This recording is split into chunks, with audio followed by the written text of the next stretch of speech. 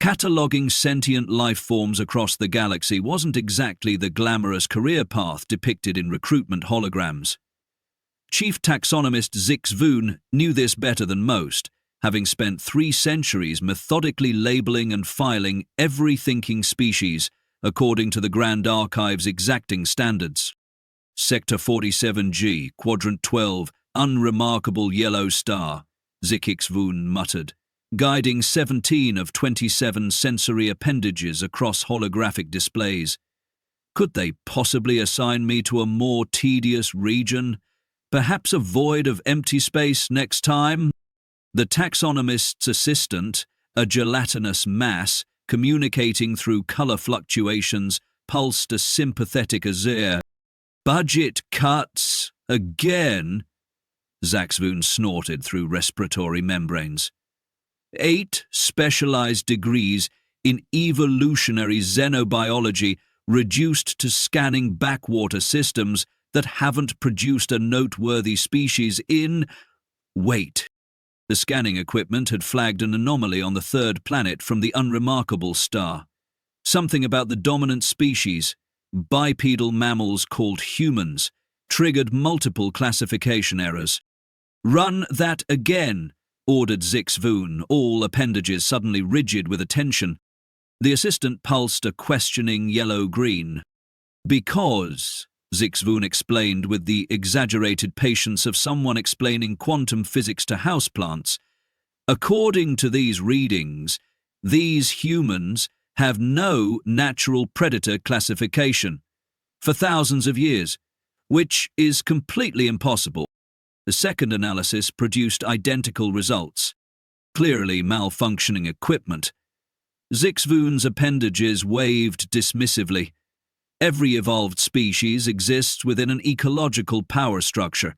Predator-prey dynamics literally shape evolutionary development. It's Cosmic Biology 101. The assistant, now a thoughtful violet, extended a pseudopod toward the historical data display. Yes, I can see they had early predator relationships, Zyx-Voon acknowledged, followed by, nothing? That's absurd. Species don't just opt out of evolutionary constraints. But the data persisted. Early humans had indeed faced natural predators. Then something unprecedented occurred. They began altering their environment instead of adapting to it. They developed tools, formed complex societies, and effectively removed themselves from the natural predator-prey hierarchy. To what? They just decided predation was inconvenient and the universe said, sure, why not? Zyx-Voon's sarcasm could have stripped paint from metal. Next you'll tell me they've developed without planetary cataclysms or extinction events. The assistant turned an apologetic pink. They've had those too, and still manage this evolutionary trajectory. That's taxonomic heresy. Zyx-Voon initiated a 3rd analysis using alternate methodologies. The results remained stubbornly unchanged. Perhaps, Zyx-Voon mused, we should notify central authority about this anomaly. The assistant rapidly flashed red and black, universal warning colors. You make a valid point, conceded Zyx-Voon. Raising this officially would trigger automatic quarantine protocols, rather excessive for what's almost certainly equipment malfunction. The researcher paused, twisting 3 appendages in the universal gesture for contemplation. We could verify personally. The planet is approved for discrete observation. Nothing in regulations prevents a taxonomic expedition. The assistant pulsed a cautious yellow. No contact, obviously. Just gather empirical data, confirm our equipment's malfunction, file a routine report, and return to more stimulating assignments. 2 standard cycles, maximum. 12 of Zyx-Voon's appendages were already recalibrating their vessel's observation shielding. The remaining 15 initiated course corrections toward the 3rd planet, the anomalous world designated Earth by its inhabitants. Honestly, Zyx-Voon remarked with academic arrogance, how remarkable could they possibly be? I've classified 17 species that communicate exclusively through controlled flatulence, These humans hardly represent a taxonomic revolution. The assistant shifted to a warning orange. Your concern is noted, but unnecessary. We'll maintain perfect discretion. Besides, lacking a predator designation likely indicates docile, harmless creatures. They probably spend their days engaged in minimally productive social grooming and resource sharing. We'll return before anyone notices our temporary deviation. As their research vessel altered course toward Earth, neither Zyx-Voon nor the assistant noticed their supposedly routine query had triggered a silent alert in a system dormant for millennia. Deep within the bureaucratic infrastructure of the galaxy, an ancient subroutine activated. Its original programmers had evolved beyond physical form ages ago, but left behind safeguards for precisely this scenario. The alert carried a simple phrase: Apex anomaly detected. Meanwhile, Zyx-Voon was mentally composing scathing equipment maintenance requests, blissfully unaware that this routine expedition would fundamentally rewrite evolutionary understanding across 17 galactic sectors. I swear by the 7 moons of Trilaxis, Zyx-Voon complained as the ship accelerated. If this proves to be another case of cosmic radiation interference, like that fiasco in the Cygnus sector, someone in maintenance will face all 27 appendages of my wrath. The assistant, demonstrating evolutionary wisdom of its own, remained a neutral beige. Observing Earth from high orbit should have been straightforward. Standard xenobiological field procedures dictated a minimum 14-day observation period before drawing conclusions. Zyx-Voon had mentally allotted 7, confident that half the standard protocol would suffice to confirm equipment malfunction. By day 3, the taxonomist had destroyed 2 data tablets and was experiencing stress molting. "This makes absolutely no sense," Zyx-Voon exclaimed, shedding irritated skin flakes across the observation deck. "Look at them! Just look at them!" The assistant, currently a troubled mauve, focused its sensory field on the holographic display showing live feeds from various Earth locations. "They compete with each other constantly, yet cooperate extensively," Zyx-Voon continued, gesturing with multiple appendages at different monitor feeds. "They form hierarchical social structures, but periodically restructure them through something called elections. They develop weapons of increasing destructive capacity, but create elaborate systems specifically designed to prevent their use." The assistant pulsed a questioning blue-green. "Exactly. Their behavior contradicts every established model of species development. According to conventional taxonomic understanding, they should either be perfect cooperators like the collective consciousness of Betelgeuse, or perfect competitors like the dominance hierarchies of Rigel, not both simultaneously." Zyx-Voon focused 3 primary visual organs on a feed showing humans participating in something called sports. "Look at this ritual. They divide themselves into arbitrary groups, compete vigorously according to artificial constraints, celebrate victory with exaggerated emotional displays, then peacefully disperse. What evolutionary purpose does this serve?" The assistant rippled thoughtfully. "Social cohesion through controlled conflict expression? Preposterous. That would require extraordinary cognitive complexity and emotional regulation. No species evolves such traits without Yet, the evidence continued mounting. Humans engaged in activities that defied conventional categorization. They created art with no apparent survival benefit. They voluntarily risked individual safety for collective gain.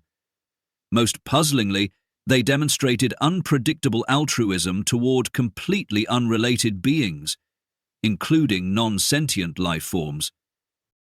"They keep smaller organisms in their dwellings," Zyx-Voon noted with increasing agitation. "Not as food sources, but as companions. They expend resources caring for creatures that offer no survival advantage. Some even resemble species that once preyed upon early humans. It's taxonomic madness. By day 5, Zyx-Voon had abandoned standard observation protocols entirely and was manically compiling a new classification framework. The problem, the taxonomist explained to the increasingly concerned assistant, is that we've been applying standard evolutionary metrics to a non-standard species. These humans haven't escaped predation, they've internalized it. The assistant pulsed a confused yellow. Think about it. Most species face external predatory pressure that drives adaptation. Humans somehow transferred that pressure internally. They compete with themselves. They're simultaneously predator and prey within their own species. Zyx-Voon's appendages waved excitedly, knocking over several research instruments. Their greatest threats are self-generated. Their most significant achievements arise from addressing those threats. It's an evolutionary feedback loop, unlike anything in the archives. The assistant changed to a cautionary red. Yes, I know we should report this immediately, Zyx-Voon acknowledged, but the implications are staggering.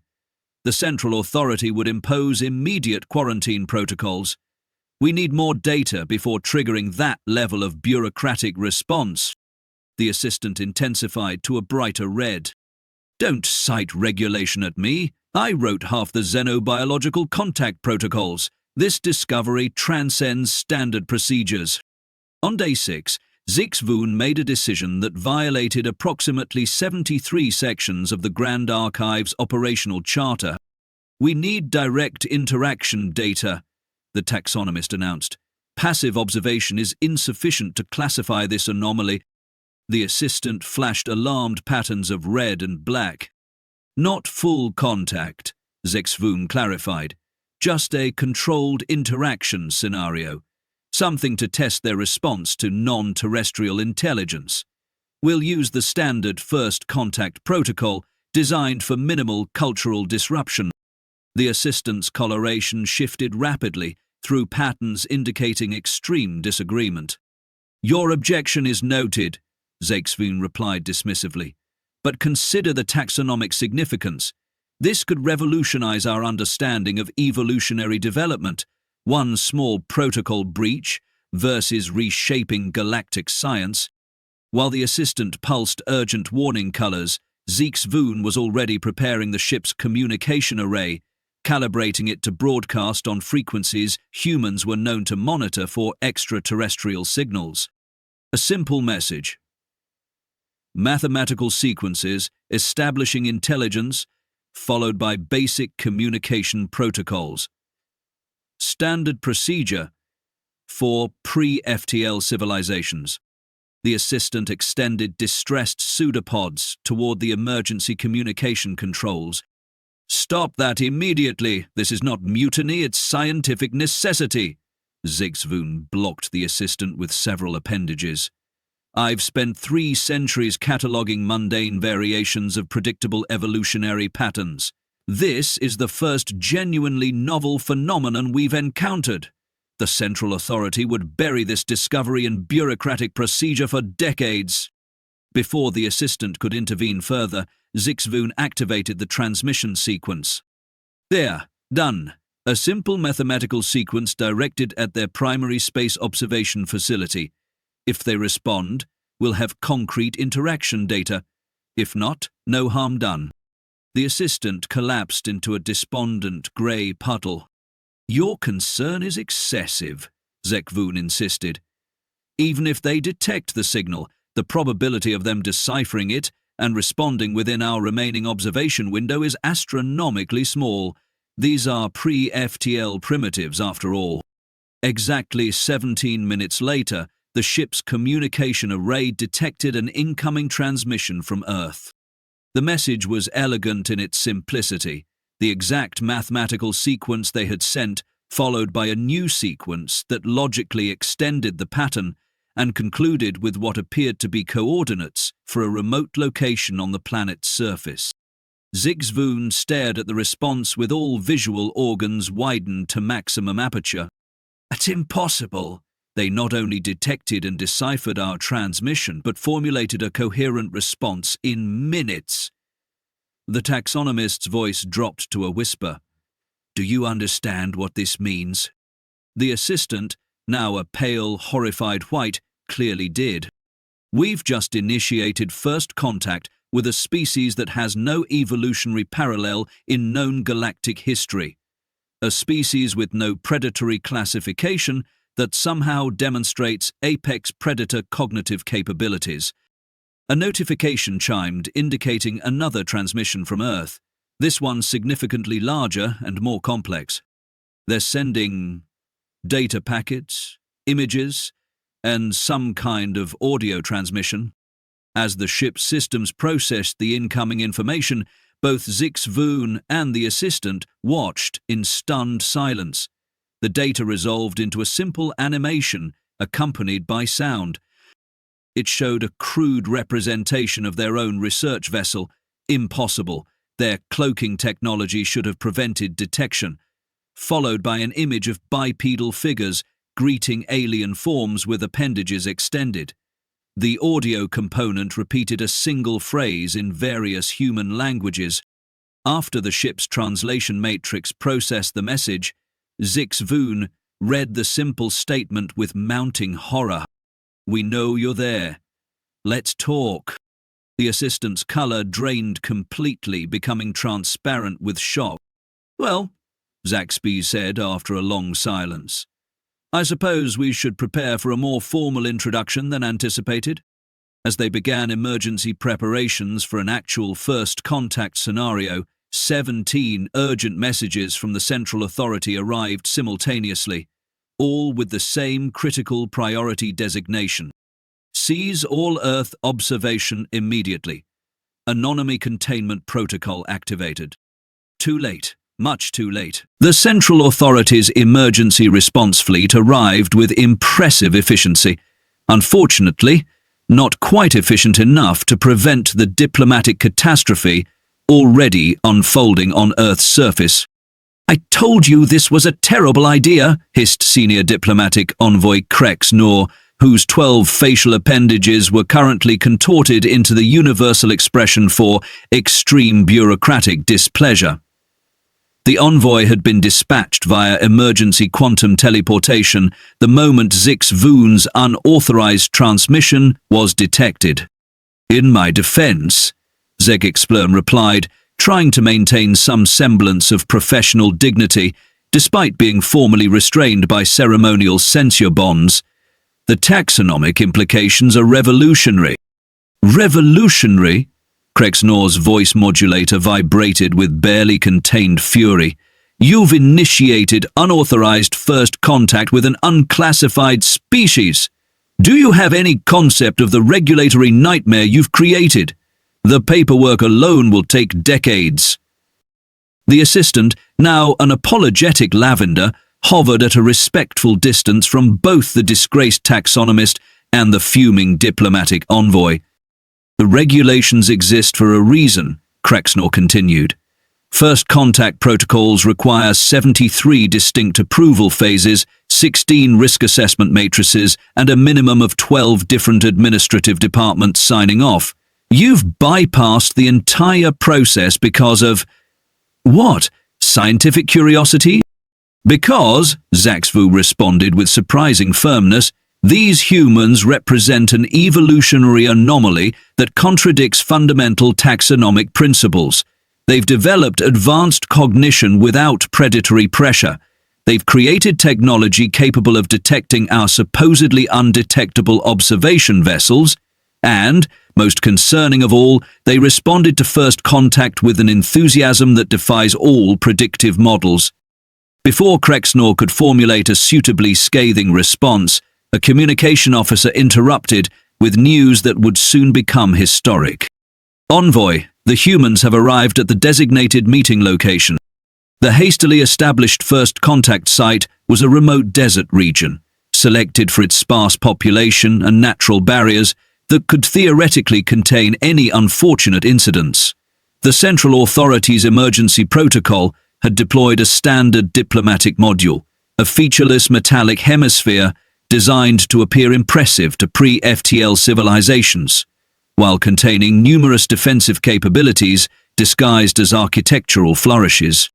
"How many delegates did they send?"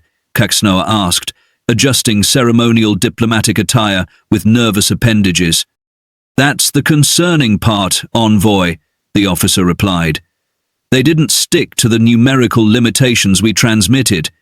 Instead of the requested 5 representatives, they've brought—" "How many?" Craigsnord demanded. 47. 47 delegates? That's absurdly excessive. What possible justification? They're not all delegates, envoy.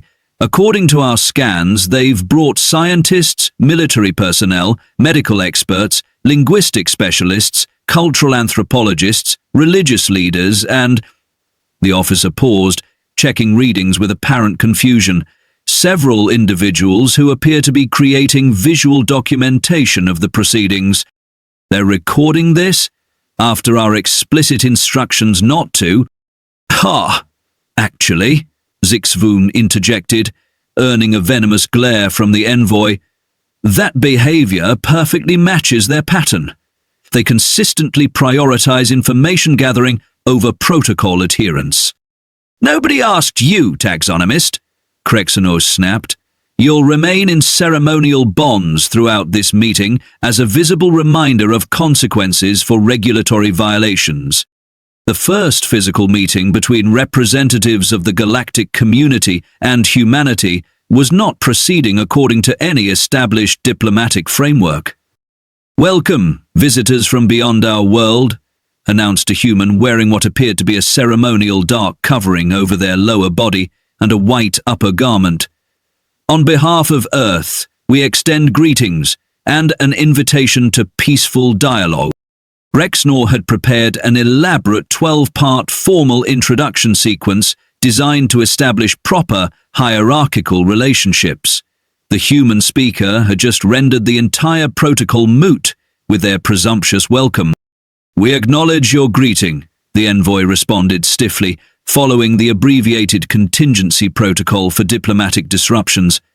"I am Senior Diplomatic Envoy Crexnor, authorized representative of the Central Authority governing 17 galactic sectors. Pleased to meet you," the human replied with an alarming facial expression that exposed dental structures, a gesture that would signify aggression in 12 different galactic species. "I'm Dr. Rye, leading Earth's first contact team. We've assembled specialists from various fields to facilitate our discussion." Crexnor's translator provided the words, but cultural context indicators flashed warning symbols across the envoy's visual display. These humans were simultaneously following recognizable diplomatic conventions while completely ignoring standard procedural hierarchies. "Before proceeding," Crexnor stated, determined to regain protocol control, "I must formally apologize for the unauthorized contact initiated by taxonomist Zyx-Voon." The envoy gestured toward the bound researcher. "This regrettable breach of protocol does not represent the Central Authority's standard procedures." The human delegates exchanged glances and what appeared to be verbal communications at a volume below the translator's threshold. "No apology necessary," Dr. Rye responded. "We've been broadcasting signals into space for decades, hoping for exactly this outcome.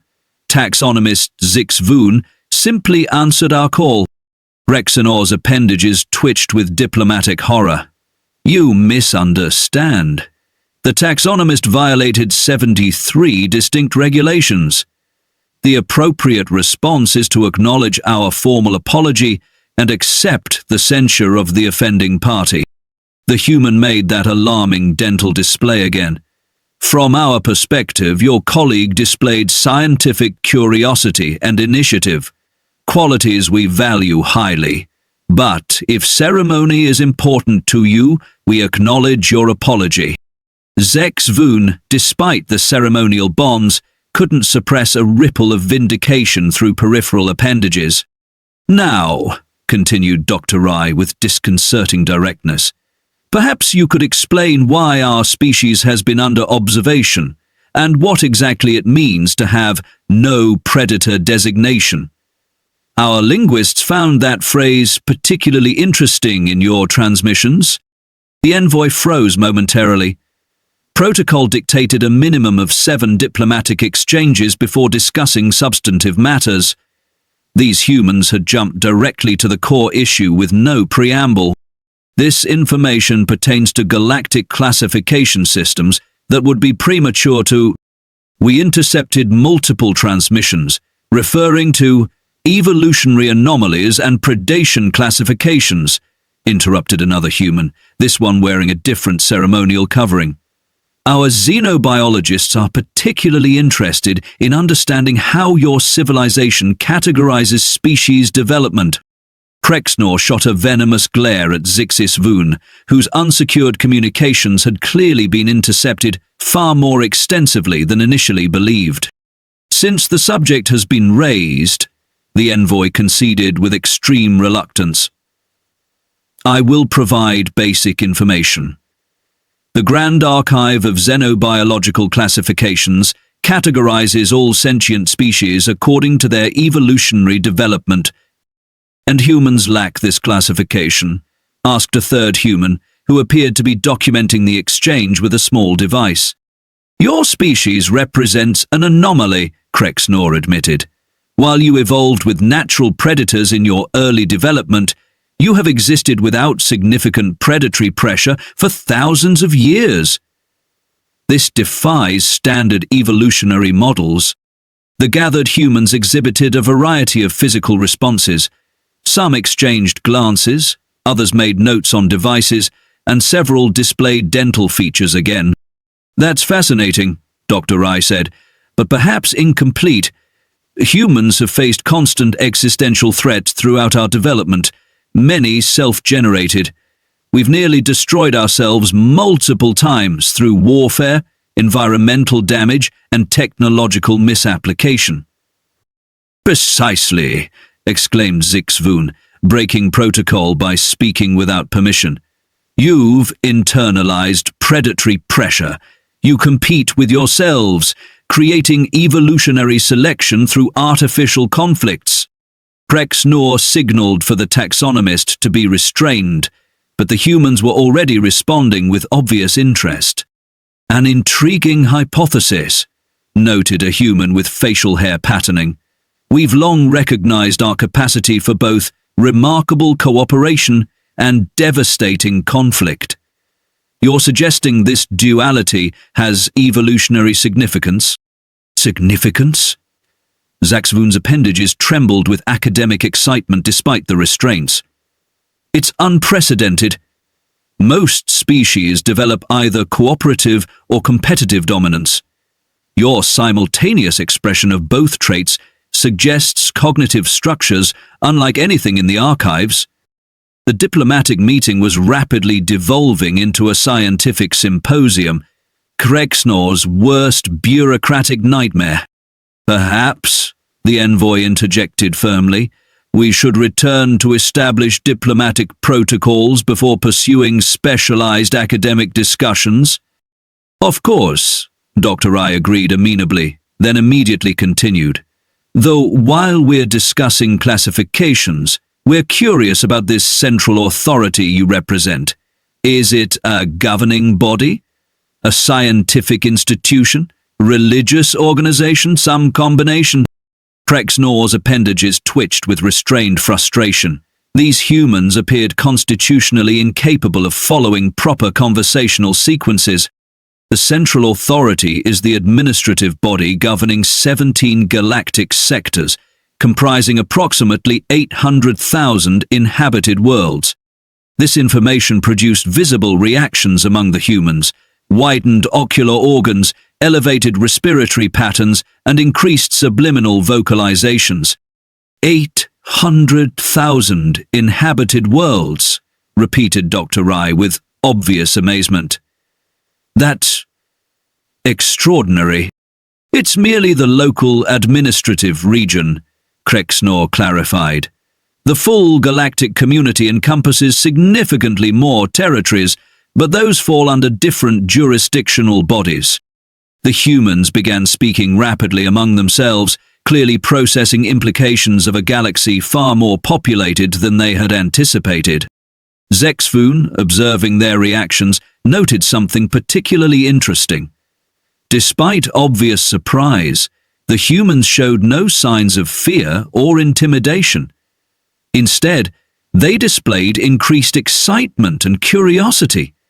Precisely the opposite of the expected response from a planetary civilization learning of its relative insignificance. You mentioned jurisdictional bodies, Dr. Rai continued, displaying that unsettling adaptability. Does Earth fall under your jurisdiction? And if so, what does that mean for us practically? The question penetrated directly to the bureaucratic nightmare at the heart of this unauthorized first contact. Krexnor's appendages twitched nervously. Earth's status is currently under administrative review, the envoy hedged. Standard protocol for species achieving spacefaring capability includes observation until certain developmental milestones are reached. Your detection of our observation vessel has accelerated this process. So we were being evaluated without our knowledge or consent, stated another human bluntly. This one wore what appeared to be a military designation. For how long? Initial classification scans of your solar system were conducted approximately 8,000 local years ago, Krexnor admitted. Regular monitoring began when you developed atomic technology. The military human's posture stiffened. You've been watching us since 1945. Your detection capabilities are more advanced than anticipated, Krexnor observed, trying to redirect the increasingly problematic conversation. Not really, responded a human with visual enhancement devices positioned over their ocular organs. We just started paying closer attention after detecting several anomalous objects in Earth orbit that mysteriously disappeared from tracking systems. Zyx-Voon made a sound that in 17 species would translate as, "I told you so." If we could return to diplomatic procedures, Krexnor insisted desperately. Certainly, Dr. Rai agreed. In fact, we've prepared a formal document outlining Earth's proposed terms for ongoing relations with your central authority. The envoy's appendages froze in shock. That's not how this works. We present the terms of contact according to established galactic protocols. Perhaps on those 800,000 worlds, yes, Dr. Rai acknowledged with another dental display. But here on Earth, we prefer a more balanced approach to diplomatic negotiation. Before Krexnor could formulate a response that wouldn't trigger an interstellar incident, alarms sounded throughout the diplomatic module. A security officer rushed in, appendages signaling extreme urgency. Envoy, we're detecting multiple high-velocity objects approaching from orbit. Hostile action? Krexnor asked, appendages rigid with alarm. Unknown, but they're targeting this location with precision. The humans appeared equally surprised by this development. Dr. Rai activated a communication device, speaking rapidly in their native language before turning back to the envoy. Those aren't our vehicles, the human stated with concerning certainty. All Earth spacecraft are accounted for. The security displays showed 10 unidentified objects descending through the atmosphere on direct trajectories toward the meeting site. Implement emergency security protocols, ordered Krexnor. Prepare for immediate evacuation. As the diplomatic module's defense systems activated, something unexpected happened. The human delegates, rather than panicking, organized themselves with remarkable efficiency. Military personnel established protective positions. Scientists secured their data. Medical specialists prepared emergency supplies. We should coordinate our response, Dr. Rai suggested calmly, as if the potential end of diplomatic history was a minor logistical challenge. Our defense forces are already tracking the objects, but they're moving too fast for conventional interception. Before Krexnor could reject this presumptuous offer of cooperation, Zyx-Voon spoke up. Those energy signatures, they're not central authority vessels. Explain, taxonomist, Krexnor demanded. The pattern suggests hegemony technology, specifically their hunter-seeker units. The envoy's appendages paled. The Rigel Hegemony? That's impossible. They have no jurisdiction in this sector. Unless, Zyx-Voon suggested grimly, they detected our anomaly alert and decided to investigate independently. The implications were immediately clear to both aliens. The Rigel Hegemony, an expansionist collective from a neighboring galactic sector, operated on pure dominance hierarchies. They classified all other species as either potential threats or potential resources. What exactly does this hegemony want? Asked the military human, displaying disturbing perceptiveness. The Rigel Hegemony exists in a state of perpetual expansion, Krexnor explained with extreme diplomatic discomfort. They evaluate new species for potential incorporation into their collective. By incorporation, you mean conquest, the human stated flatly. Their classification system differs from central authority standards, the envoy hedged. They're apex predators, Zyx-Voon said bluntly. They evolved through pure competition without developing cooperative traits. Their entire civilization is based on dominance hierarchies. Dr. Rai processed this information with remarkable speed, and they're here because, the taxonomist explained, your evolutionary anomaly represents a potential threat to their hierarchical worldview. A species with no predator designation but advanced cognitive capabilities contradicts their entire understanding of galactic order. The approaching vessels were now visible in the sky, sleek predatory shapes designed specifically to evoke fear in target species. Well, Dr. Rai said with inexplicable calmness, it seems we'll be having a second first contact today, though I suspect this one might be considerably less cordial. As the hegemony vessels descended toward the meeting site, Krexnor observed something extraordinary. The humans, facing potential existential threat from an advanced, aggressive species, showed no signs of submission or panic. Instead, they displayed physiological indicators consistent with anticipation. You don't seem appropriately concerned, the envoy noted with bewilderment. Dr. Rai's expression shifted to something the translator struggled to interpret, combining elements of determination, calculation, and an emotion the system labeled as grim amusement. Here's something your classification system might have missed, envoy, the human said. While we may have no natural predators, we've spent thousands of years preparing for exactly this scenario. The military human activated a communication device. This is General Wong. Implement Protocol Omega. I repeat, implement Protocol Omega. This is not a drill. As the hegemony vessels prepared to land, Zyx-Voon turned to the assistant, who had remained silent throughout the diplomatic disaster. I told you they were taxonomically unique, the researcher whispered.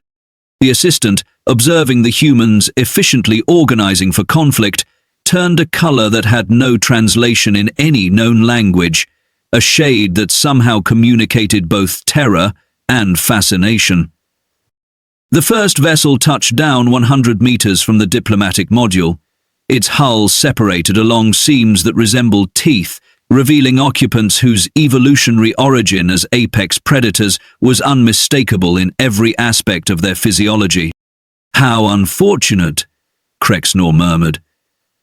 The first documented contact between humans and the galactic community, and it's going to end in a taxonomic extinction event? Dr. Rai overheard this comment and displayed dental features once more, But this expression contained no elements of diplomacy or friendliness. It was an expression that predated civilization, that reached back to when humans were still prey, that contained millions of years of evolutionary memory. "I wouldn't be so sure about that, envoy," the human said.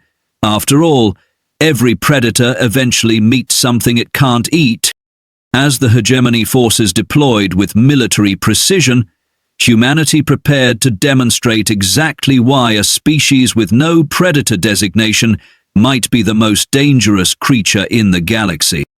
The Galactic Council's emergency session convened with unprecedented haste, largely because several members were still processing the trauma of witnessing humanity's response to the Rigel Hegemony's attempted incursion. "The footage cannot be accurate," insisted High Councillor Vrektar, whose species had evolved as methodical pack hunters. "No pre-FTL civilization could possibly repel a hegemony assault force."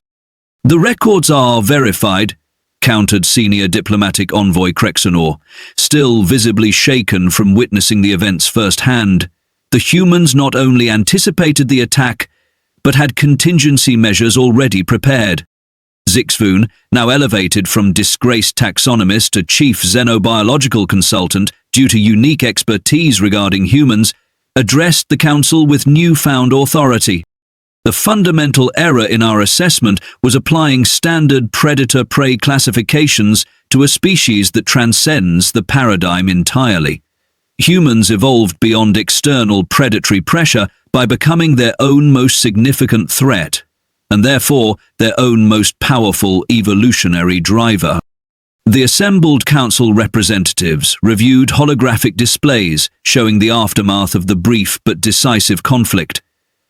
The hegemony forces, despite superior technology, had been outmaneuvered through tactics no simulation could have predicted. "They used their apparent weakness as strategic advantage," noted the military assessor with grudging admiration. "Their unpredictability rendered hegemony prediction algorithms useless." "More concerning," added the cultural integration specialist. "They displayed no hesitation adapting our technology. Reports indicate they're already reverse engineering captured hegemony systems." "The taxonomic implications are revolutionary," Zyx-Voon continued excitedly. "Humans represent an entirely new classification, a species that functions simultaneously as predator, prey, competitor, and cooperator within its own evolutionary framework. They compete internally, yet unite instantly against external threats. They're constantly at war with themselves, yet achieve remarkable innovations through collaboration." High Councillor Vrektar's appendages twitched anxiously. "Your recommendation, taxonomist?" "We must create an entirely new classification designation," Zyx-Voon replied. "And more importantly, we must immediately revise first contact protocols regarding Earth." "Agreed," said Krexenor with uncharacteristic directness.